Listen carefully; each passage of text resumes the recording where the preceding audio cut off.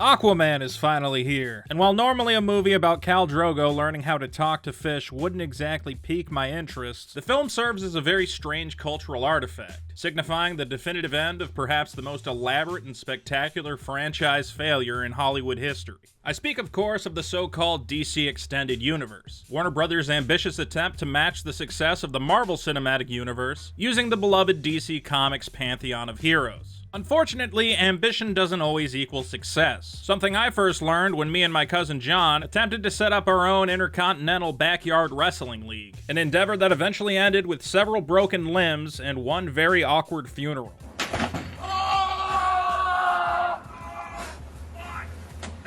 You guys okay? And so, in the same way that me and my young friends watched Sergeant Murderboy ascend to the squared circle in the sky, so too must we watch as this botched abortion of a film franchise is scattered to the wind, leaving us asking the only question that can be asked. Who allowed this to happen? In the case of Sergeant Murderboy, the answer is my idiot cousin John and his invention of the so-called gunchucks. For the DCEU, the answer is assuredly Hollywood director Zack Snyder, a man who showed us how it's possible to spend hundreds of millions of dollars on the cinematic equivalent of stuffing a corpse in a freezer, not once, not twice, but 3 goddamn times. So today we'll be taking a look at Zack Snyder's DC trilogy, trying to figure out how you can take some of the most beloved characters in the history of American folklore and somehow produce something less competent than the average episode of Super Friends. So yeah, let's just get into it. Number 1. Zack Snyder is an edgelord. Now this is a term some of you may not have heard before, and it's honestly a bit hard to define. An edgelord is somebody who thinks their attempts to be shocking are more profound than they actually are.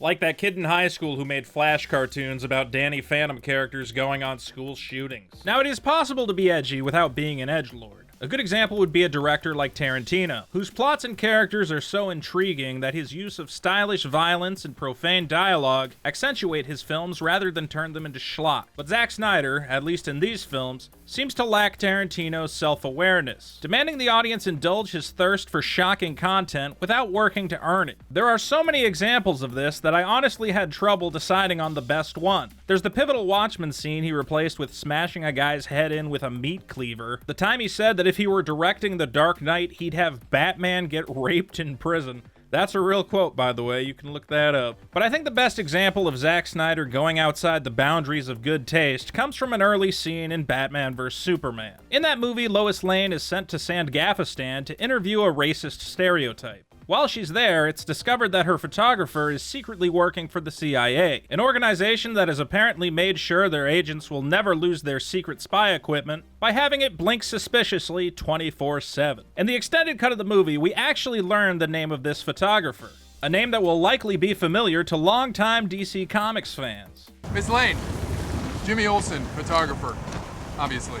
In the comics, Jimmy is a young photographer working for the Daily Planet, who regularly finds himself in a variety of hilarious predicaments, like the time Superman forced him to marry a gorilla, or the time Superman refused to lift him out of homelessness, or the time Superman became his dad and angrily burned the sweater Jimmy bought him for Father's Day. Look, comics were kind of weird back then. Anyway, I'm sure Superman readers got a big kick out of seeing Jimmy in the movie. Looks like that lovable red-headed scamp sure is in some trouble this time. I wonder how he'll get out of this. Oh my god! They just shot him in the f***ing head! Jesus Christ! I honestly could not invent a better scene to explain Zack Snyder's approach to storytelling. The man is a parody of himself. Jimmy Olsen, photographer. It is scenes like this that set the tone for the entire trilogy, and that's a problem. Because while this kind of shocking content might have worked in a standalone Batman movie, the character at the center of this trilogy is Superman. And thinking you can go full Dark Knight with everyone's favorite flying Boy Scout just leads us to the next thing on our list. Number 2. Man of Steel is worse than a certain real-life tragedy that YouTube does not want discussed or depicted on their platform. Now look, Man of Steel is the closest thing Zack Snyder's DC trilogy has to a good movie. It's definitely not a good movie, but Michael Shannon does turn in a fantastic performance as General Zod, and the film has penis rocket ships, which is a pretty ballsy thing to try and get away with in a PG-13 movie partially designed to sell action figures to children. Now, while the movie has a number of problems, perhaps the most obvious one is Zack Snyder's desire to explore what it's like when superheroes inhabit the real world. All the other movies I've made are relatively, fantastic concepts. With this, he's a fantastic character, but I really said no. The way Superman is awesome is that if you believe that he's real. But what's strange is we already have a perfect example of what it's like when superheroes inhabit the real world. It's called Watchmen, a comic series for which Zack Snyder himself directed the movie adaptation. Watchmen showed us very clearly that the second you start trying to solve real-world problems with colorful costumed heroes, you just end up with a depressing farce. One where a giant blue god blows up fleeing Vietnamese soldiers, aging superheroes grow fat and alone, and all that talk of truth, justice, and the American way sounds like a sick joke when spoken beneath the looming shadow of total nuclear annihilation. I'm deep in Watchmen. I'm deep in deconstructing like superheroes. It's like, hey, do you want to make a Superman movie? It's like, well, I'm about to tear him down. I'm going to kill him. I'm not interested in fixing him or making him interesting.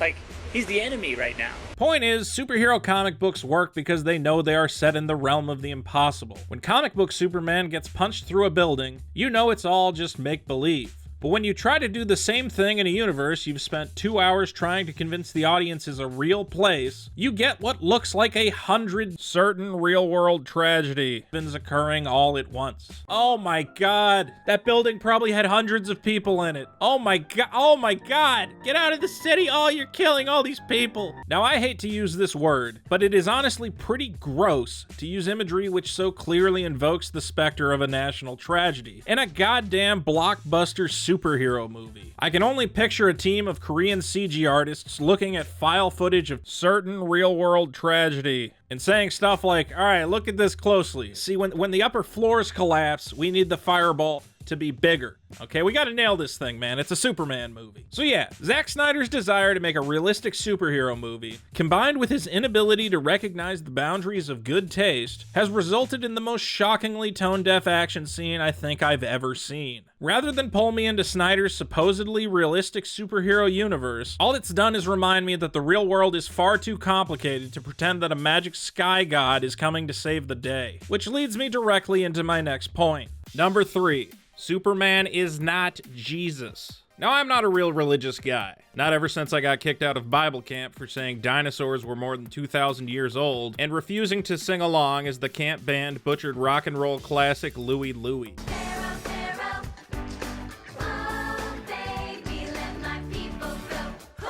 That being said, I've read enough of the Bible to know that trying to strongly insinuate that Superman is the second coming of Christ is f***ing ridiculous. Remember that part in the Bible where Jesus had to snap a guy's neck? No, of course not. If Superman was really Jesus, he would have let Zod beat the shit out of him with a whip while screaming, "Daddy hurt me plenty." Now, if you don't believe this is what Zack Snyder is doing, just look at the insane number of lazy religious allegories jammed into these films. Cross, cross, Superman is a fisher of man, giant laser beam cross. Batman with the spear of destiny, classic T-pose, descending from heaven to save the sinners, cross, gotcha double cross, Superman with Jesus of Nazareth. That's Jesus, y'all. Seriously, Snyder was pushing this Jesus narrative so hard that Warner Brothers actually tried to market Man of Steel as a Christian movie, encouraging pastors to talk about how Jesus was the original superhero. I really wish I was making that up. Now look, the traditional Superman story does have a few New Testament parallels, most obviously being a child delivered from the heavens onto a virgin couple. But the good Zack Snyder had to push forward with what reads like an unmedicated 12-year-old's version of the Bible, where Jesus dies fighting the cave troll from Lord of the Rings, then after 3 days pushes the rock away from the cave so he can fight the final boss of Soul Calibur 2. Point is, in the same way I don't want to see certain real-world tragedy, even in my kids' movie, I also don't want to get tricked into watching a superhero version of The Passion of the Christ. If I'm going to watch a Christian superhero movie, I'll just watch Bible Man. There's nothing trivial about Jesus Christ. Number 4, Martha. Alright, we have to talk about this scene. One that will surely go down in history as one of the most bafflingly stupid moments in the history of blockbuster cinema. Now, this is supposed to be the most pivotal moment in the entire film. The climax of the movie's titular fight. Batman vs. Superman. How will it end? And this is the answer? Superman with his dying breath begs Batman to save Martha. Save Martha! then Batman, rather than consider that the world contains thousands upon thousands of Marthas, seems to make the assumption that Superman is playing a weird Kryptonian mind trick on him. Why did you say that name? What is going on? But the real tragedy here is that there is a perfect line for this situation. One that is so utterly obvious that I honestly believe it must have been in the script at some point, only for Zack Snyder to argue with his scriptwriter that some nonsense about their moms' names would be better. The line that should be in the movie is, "Please save my mom." Now remember, the only real reason Batman has for wanting Superman dead is that Superman is an unknown element. He is a literal alien who descended to Earth one day, bringing with him doom and destruction. Batman is actually being completely rational when he comes to the conclusion that no matter how many space shuttles Superman might save, they'll never offset the fact that Superman could enslave the entire human race overnight. It's a risk not worth taking, especially since Superman refuses to reveal anything about himself, even going so far as to rip government satellites out of the sky so they can't track his movements. However, the revelation that Superman has a mom changes everything. Superman is no longer an unknown element, he's the adopted son of Kansas dirt farmers. A man who grew up on old school Christian morals, and a big weepy baby who doesn't want his mom to die. With this one line, Batman would be forced to recognize that though Superman may not be from Earth, he's still essentially human. The fact that Batman knows quite well the pain of losing one's parents is really just icing on the cake. But instead of this beautifully simple revelation, we instead get this bizarre, contrived version of it. Batman goes from being a total badass to a blubbering moron, while the audience is forced to wonder if Superman would be dead had his mom's name been something like Francine. Save Francine!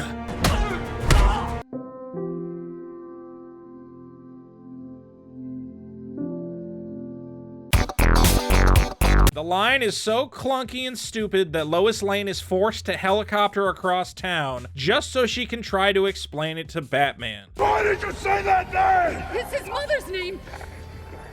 It's his mother's name.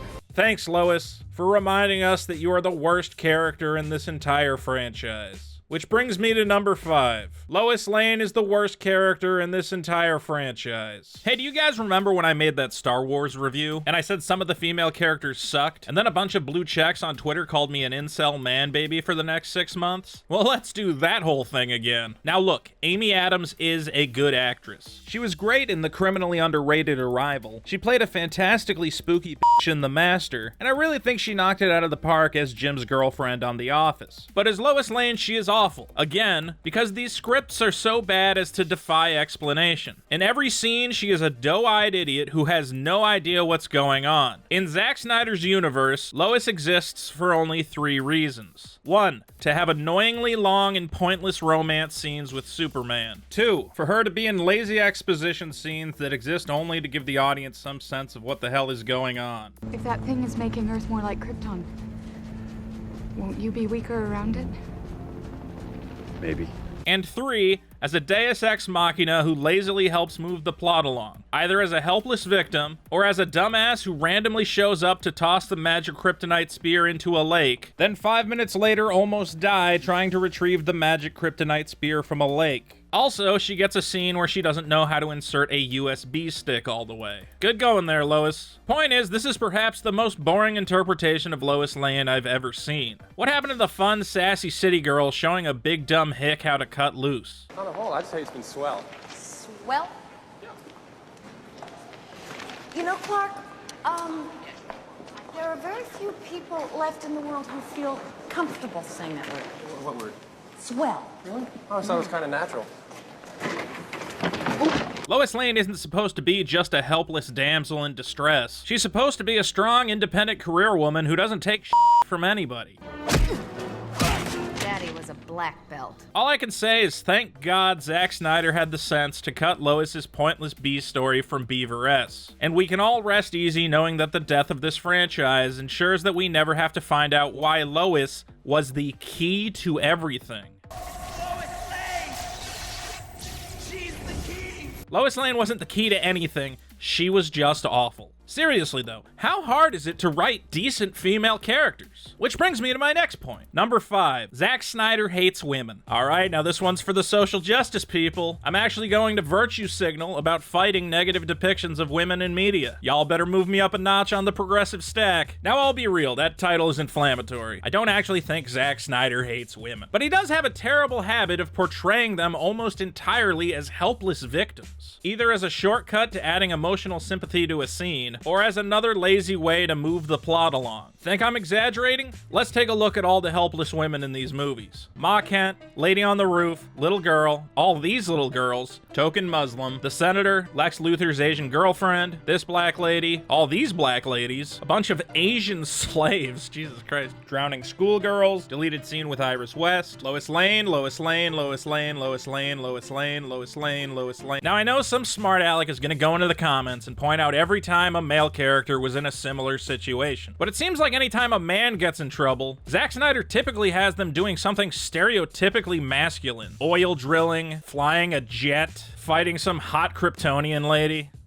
Damn, she looks good. And whereas a military man asks hard questions of Superman, how do we know you won't one day act against America's interests? His female counterpart just says, I just think he's kind of hot.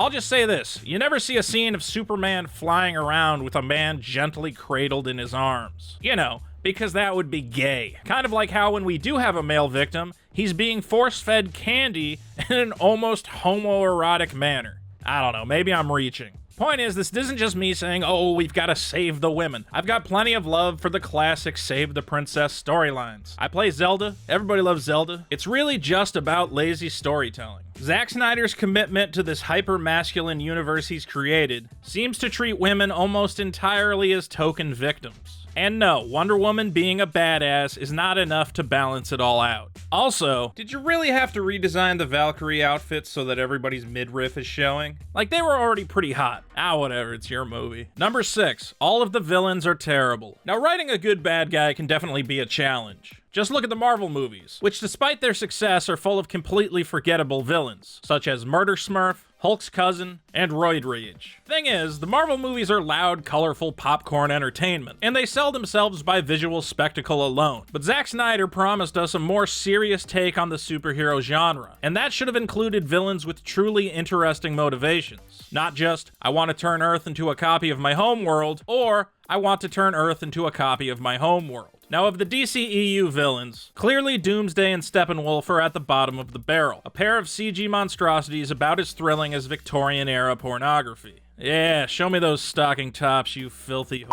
Michael Shannon's Zod comes closest to being a great villain, but again, his motivations don't really make sense. Why exactly does he want to turn Earth into Krypton? What does he miss? The dragons? Does he miss the weird Etch-a-Sketch video phones, which I don't understand how that's better than just a TV? And I get that he wants to use the magic skull inside of Superman to reproduce the glorious Kryptonian race, but why don't you just settle down on Earth and be worshipped as a literal god? It seems to be working out pretty good for Superman. Now, I like to think that the best villains usually act as the ideological opposite of the hero. That's why the Joker is such a perfect foil for Batman. Batman is the ultimate embodiment of societal order, believing the world can be fixed once all the bad guys are behind bars. Conversely, Joker is the ultimate embodiment of chaos, believing that any attempt to impose order on an inherently chaotic universe is a ridiculous joke. On the other hand, the character of Superman represents empathy and compassion, the idea that the strong should protect the weak. Whereas the best depictions of Lex Luthor show him as a ruthless pragmatist, a man who believes the weak are beyond saving and exist only to be ruled by the strong.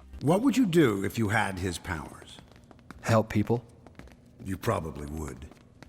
You lack the imagination to see the alternatives. That's why this version of Lex Luthor is the worst villain in the entire franchise. Because he doesn't seem to believe in anything. He seems to be some sort of religious nutjob obsessed with angels and demons, and he's mad at Superman because his dad beat him as a kid. I don't f***ing know. No man in the sky intervened when I was a boy to deliver me from Daddy's fist and abominations. He just doesn't have any clear ideology. He's really just a crazy person, and being crazy is the most boring possible motivation for a villain. Compare Luthor to somebody like Thanos, who is compelling because he has an ideology. He believes in something, and what he believes differs from everything the heroes stand for. And when we faced extinction, I offered a solution.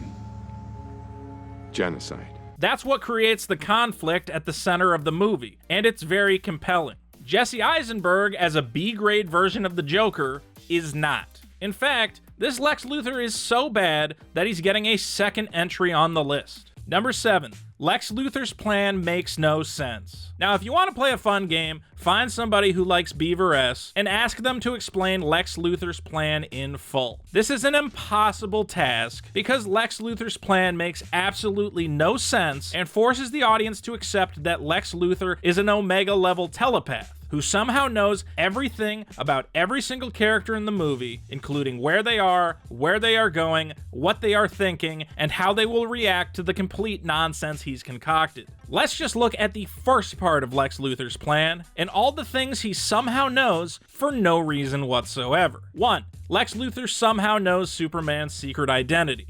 Clark? Joseph? This is what allows him to construct a plot using Lois Lane as bait. I'm actually going to allow the movie a gimme and say that this one is fine. But then we move to number 2, where Lex Luthor also somehow knows Lois Lane's schedule, finding out that she's going to Sangafistan to hang out with ISIS. Not only that, but he knows her schedule so far in advance that he has enough time to hire a private team of mercenaries to join the bad guys before she gets there. I mean, what, you can just show up and join ISIS, I guess? Okay, sure. Number 3, he also somehow knows that Lois Lane's photographer is going to be a CIA agent. And he knows that that agent has a secret transmitter in his camera. This is a necessary part of his plan because he needs his goon to reveal the secret transmitter, putting Lois Lane's life in danger. So I guess we're forced to assume that Lex Luthor somehow has the ability to influence the assignment of CIA operatives? I thought he owned Facebook. What is going on? Number 4, he also somehow knows that Lois Lane will be taken hostage rather than just immediately shot in the head. Number 5, he also knows that Superman will show up to save Lois Lane, but only after the village has been massacred.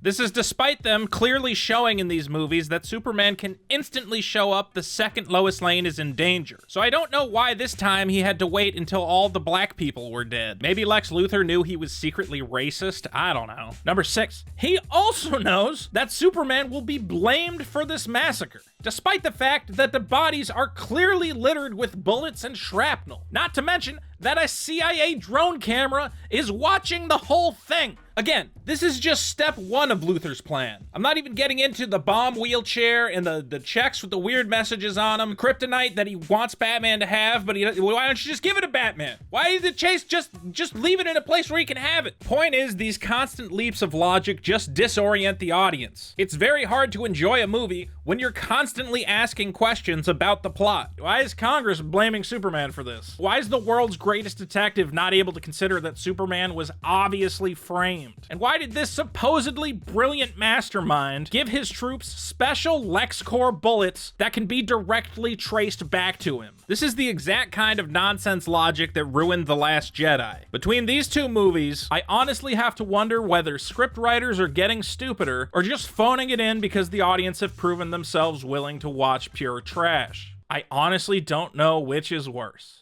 Number 8, Joss Whedon is not a miracle worker. So after the disappointment of both Batman vs Superman and Harley Quinn's Hot Topic merchandise adventure, watching Justice League was kind of like having someone piss all over your sundae. It already tasted like shit, so adding a bunch of piss to it really wasn't all that shocking. Really, the only truly surprising part of the movie was just how f***ing boring it was. I really don't know how you can hand someone $300 million, as well as the rights to 5 of the most exciting comic heroes in history, only for them to make a movie about a bunch of people arguing in an ugly airplane hangar. Stop arguing. Go punch things. Now, after the release of Batman vs Superman, Warner Brothers executives kind of lost their minds. We put Batman and Superman in the same film and made less money than a Ryan Reynolds movie? What the f***? So after Zack Snyder turned in his first cut of Justice League, he stepped down from the project, which is a fun Hollywood way of saying he got fired. Wait, what? Fired? Yeah. So you've now got a half-finished Zack Snyder movie. Another dark, gritty romp through this supposedly realistic superhero universe. And who do you get to polish it up? Joss Whedon, known exclusively for his bright, colorful characters, fun, quirky dialogue, and cheating on his wife. Now, it's obvious what Warner Brothers was thinking. They wanted to throw a Marvel-colored paint job all over their dark, gritty movie, and they decided to get the guy who helped the Avengers make $1 billion at the box office. But I think it's obviously insane to try and turn a Zack Snyder movie into a Joss Whedon movie. Their two styles are almost the polar opposites of each other. So what exactly did Joss Whedon add to this movie to supposedly make it better? Number one, they added more Hallmark moments. Sappy nonsense like Superman inspiring children, or him in the Flash saving Russian apartment buildings. These scenes are basically Whedon's trademark, and boy does he ladle them on thick. But here they just feel inserted at random, and don't fit the tone of the movie at all. Oh look, Superman loves Lois Lane. Now let's hard cut to Batman firing a laser gun at space bugs. It just doesn't work. Number two, dumb jokes. Now sure, I got a quick chuckle out of Aquaman sitting on the lasso of truth. I don't want to die. I'm young. There's shit that I want to do. But again, these moments don't really seem to fit into the scenes that Snyder has already directed. We'll be in the middle of a very serious Zack Snyder scene, only for one of the characters to randomly say something stupid to try and lighten the mood. Shut yourself down for a century, so let's not talk about me moving on. You know that if she kills you, we'll cover for her.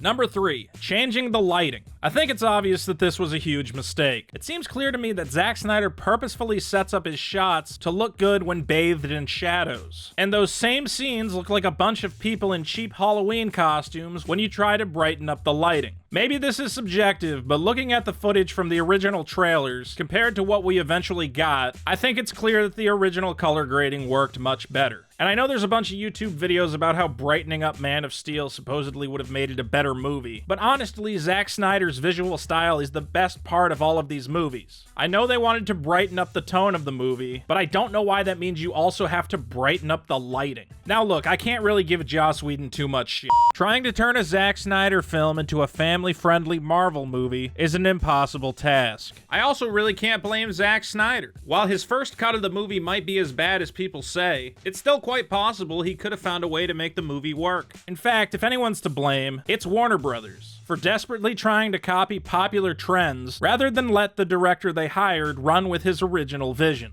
It also doesn't help that they clearly wrote this movie off as a loss and completely slashed the special effects budget. Not only do we have Superman's weird computer-generated lip, but they also clearly told the CG animators, just stop, whatever you got now, just render it out, and we don't care. And as far as reshoots go, you get one cop. One cop car is gonna show up. 6 superheroes are fighting in the middle of the city. There's one cop. That's the only guy who's around to deal with it. So at the end of the day, we have an ugly, boring, unfinished movie. A product designed in a corporate boardroom, lacking any real artistic soul. What a sad way for this trilogy to end. Anyway, I guess that's it. This week, we'll watch the adventures of Fishboy and Aquaworld, and watch as the strange, sad experiment known as Zack Snyder's DC Universe comes to an end. Many of the people involved have already moved on. Henry Cavill is playing Legolas. Ben Affleck realized that when you win the Golden Globe for Best Director, you're supposed to keep directing movies. And the guy who played The Flash just got a job as assistant manager of Atogo's subs. So I guess things are working out for everybody. Now, on a more personal note, I want to say that these movies came out at a very weird time in my life. A time when I too was suffering through a number of personal failures. As such, I want to say this. Zach,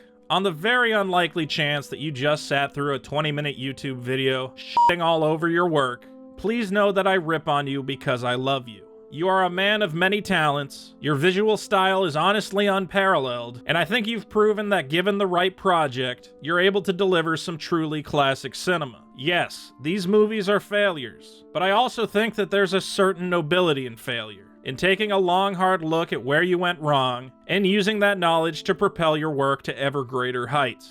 I honestly look forward to whatever you do next, and I think your talents will truly sing when they aren't shackled to a billion-dollar toy franchise. In conclusion, I just have one final thing I want to say. Release the Snyder Cut! Do it! Hey guys, this is Vito. Thank you so much for watching. This video took a lot longer than I expected. It took me about a month of writing, recording, editing, and I really hope you guys like the final product. If you aren't already subscribed, come on. I mean, I'm a small creator. Really, every subscriber helps. And don't forget to click the bell next to the button. YouTube kind of has me on a bit of a blacklist because I don't exactly make family-friendly content. So if you really want to see my videos when they go live, definitely click the bell. I'm hoping I can keep doing long-form videos like this, but unfortunately, these videos don't really make a lot of ad revenue. Point is, I want to thank all of my patrons. You guys definitely help make these videos possible. I also want to thank everybody who backed my card game, Enemy Weapon. If you missed out on the Kickstarter and you still want to get in, I've set up a website at enemyweapon.com. Anyway, it's been a hell of a year. I'm happy this YouTube thing is still working out. People seem to be liking my channel. My audience is slowly growing, and I'm hoping I can keep coming up with ways to entertain you guys. Peace and love in 2019, and we will be back in the new year with more awesome videos. Love you guys. Peace.